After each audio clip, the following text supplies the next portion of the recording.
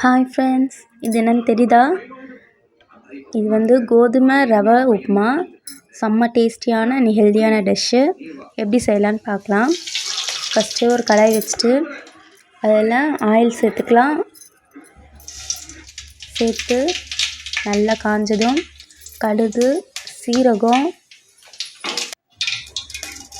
உளுந்து எல்லாம் சேர்த்து நல்லா பொரிஞ்சு வந்ததும் அது கூடவே வரமிளகாய் 2 சேர்த்துக்கலாம்.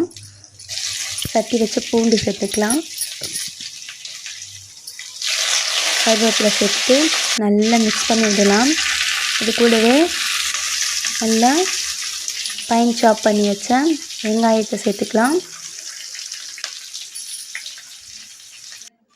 சேர்த்து சால்ட்டு சேர்த்துட்டு நல்லா வதக்கி விடணும்.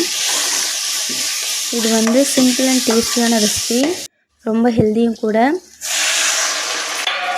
நல்ல வெங்காயம் வதங்கி வந்ததும் அந்த கப்பில் ஒரு கப் ரவைக்கு 3 கப்பு தண்ணி வச்சுக்கலாம்.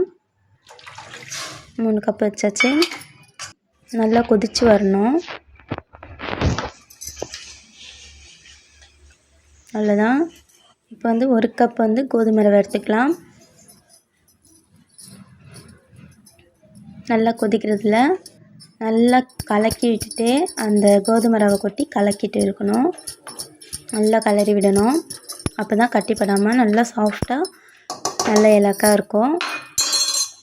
அவ்வளோதான், ரெடி ஆயிடுச்சு நம்ம கோதுமை ரவை உப்புமா. இது வந்து சூப்பர் செஞ்சு பாருங்கள். சூப்பர் ஹெல்த்தியான பிரேக்ஃபாஸ்ட்டு. இது வந்து நல்லா உடம்புக்கு வந்து ஸ்ட்ரென்த்தாக இருக்கும். ட்ரை பண்ணி பார்த்துட்டு கமெண்ட் பண்ணுங்கள். தேங்க்ஸ் ஃபார் வாட்சிங்.